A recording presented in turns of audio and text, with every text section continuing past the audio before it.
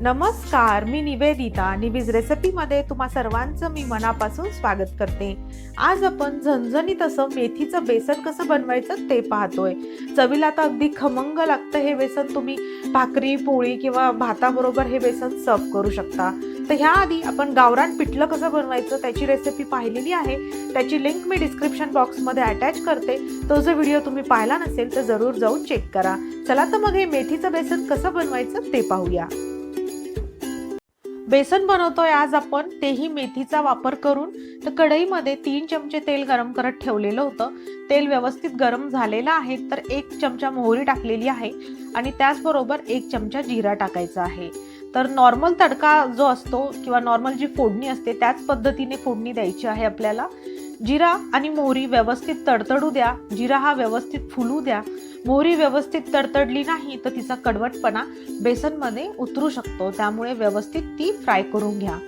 तर आता इथे जिरा पण व्यवस्थित फुललेला आहे. तर आता आपल्याला लसणाची पेस्ट टाकायची आहे. तर साधारणतः 10 ते 15 लसणाच्या पाकळ्या मी खलबत्त्यामध्ये अशा ओबडधोबड कुटून घेतलेल्या आहेत. तर आता आपण लसण टाकूया.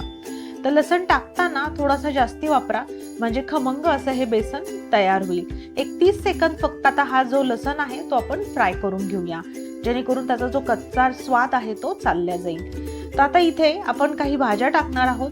तर इथे 1 कप मेथी घेतलेली आहे आणि अर्धा कप इथे कांद्याची पात घेतलेली आहे मी. त्याचबरोबर 1 मोठा कांदा बारीक चिरून घेतलाय आणि 1 टोमॅटो बारीक चिरून घेतलेला आहे. तर आता इथे आपल्याला सुरुवातीला कांदा टाकायचा आहे आणि तो व्यवस्थित आपल्याला फ्राय करून घ्यायचा आहे. तर आता कांदा टाकूया. कांदा पण टाकताना थोडासा जास्ती टाका, म्हणजे त्याची जी चव आहे ती बेसनमध्ये छान लागते. आणि जास्ती कांद्याचं बेसन तर अगदीच भारी लागतं चवीला, त्यामुळे कांदा थोडासा जास्ती टाकला तरी काही हरकत नाही. हा जो कांदा आहे तो आता थोडासा गोल्डन ब्राऊन कलरवरती आपण परतून घेऊया. थोडासा सॉफ्ट झाला पाहिजे.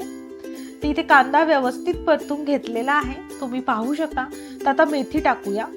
तर साधारणतः ही 1 कप मेथी आहे. स्वच्छ धुवून घेतली आहे आणि अशी हलकीशी चिरून घेतलेली आहे मेथी. त्याचबरोबर इथे कांद्याची पात टाकूया, अर्धा कप. तर मेथीचं प्रमाण तुम्ही कमी जास्ती करू शकता. इथे मी 1 कप घेतली आहे, तुम्ही 2 कप पण घेऊ शकता. तर जास्ती मेथी टाकल्यावर पण छान बेसनाला पण छान चव येते, त्यामुळे मेथी थोडी जास्ती जरी टाकली तरी काही हरकत नाही. आणि 2 चमचे कच्चे शेंगदाणे टाकले. कच्चे शेंगदाणे खूप छान लागतात बेसनामध्ये, पण जर तुम्हाला आवडत नसेल तर तुम्ही नाही टाकले तरीही चालेल. आणि कच्च्या शेंगदाण्यासोबत तुम्ही भिजवलेली चणा डाळ सुद्धा टाकू शकता, ती पण खूप छान लागते.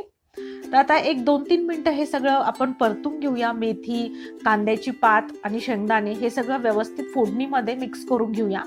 आणि त्यानंतर ह्यामध्ये टोमॅटो टाकूया. तर 1 मध्यम आकाराचा टोमॅटो मी बारीक चिरून घेतलेला आहे, तर तो टाकूया. आता टोमॅटो हा पण 2-3 मिनिटं परतून घेऊया, जेणेकरून तो छान सॉफ्ट होईल. तर कधी पण तुम्ही हे पिठलं बनवू शकता. बऱ्याचदा घरामध्ये भाजी नसते आणि संध्याकाळच्या वेळेस गरमागरम पिठलं किंवा हे जे बेसन आहे आणि त्याच्यासोबत भात असेल तर अफलातून असा बेत तयार होतो. तर एकदा नक्की करून पहा ह्या पद्धतीने. 2 चमचे इथे मी लाल तिखट आणि पाव चमचा हळद टाकलेली आहे. तर 1 मिनिटासाठी आपण हे जे हा जो मसाला आहे किंवा हे जे लाल तिखट आणि हळद आहे हे ह्या भाज्यांमध्ये मिक्स करून घेऊया. तुम्ही हवं तर हिरव्या मिरचीचा ठेचाही टाकू शकता, पण मला पर्सनली लाल तिखटाचं बेसन हे खूप आवडतं. तर आता इथे पाणी टाकूया. तर 1.5 ग्लास पाणी टाकतीये मी. 3 जणांसाठी हे बेसन बनवतीये म्हणून 1.5 ग्लास पाणी टाकतीये.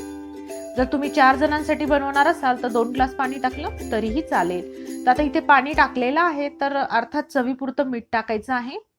तर चवीपुरतं मीठ टाकलेलं आहे मी. एकदा मिक्स करून घेऊया. थोडीशी बारीक चिरलेली कोथिंबीर टाकूया आणि छान दणकून ह्या पाण्याला उकळी आणून घेऊया. तर थोडीशी कोथिंबीर मी आत्ता टाकते आणि बाकीची आपण नंतर टाकूया.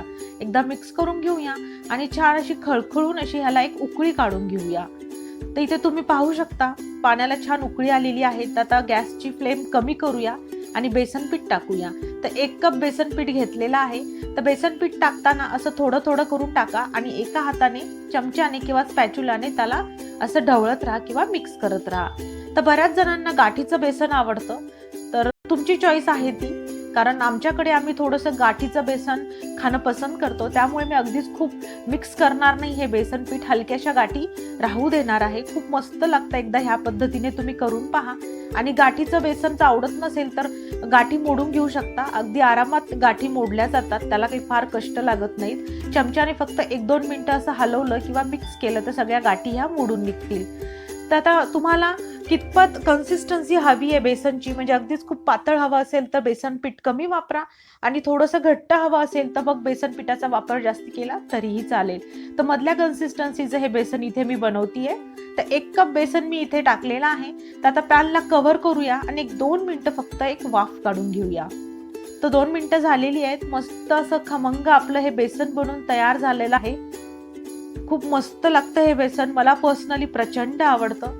तर आता सगळ्यात शेवटी आपण थोडीशी बारीक चिरलेली कोथिंबीर टाकूया आणि हे बेसन एका प्लेटमध्ये सर्व करूया. पोळी बरोबर, भाकरी बरोबर, भाता बरोबर, कशा बरोबर पण तुम्ही हे सर्व करू शकता. गरमागरम हे बेसन आणि भाकरीचा जो बेत हा अगदी परफेक्ट जुळून येईल. तर नक्की बनवून पहा तुम्ही ह्या पद्धतीने, तुम्हालाही हे बेसन नक्की आवडेल. तर आजचा हा व्हिडिओ तुम्हाला कसा वाटला ते मला जरूर कमेंट करून सांगा आणि आवडला तर लाईक करा.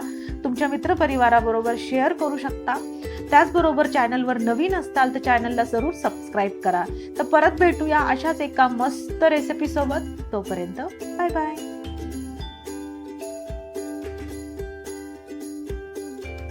Thank you for watching. Please like, share and subscribe and also press the bell button.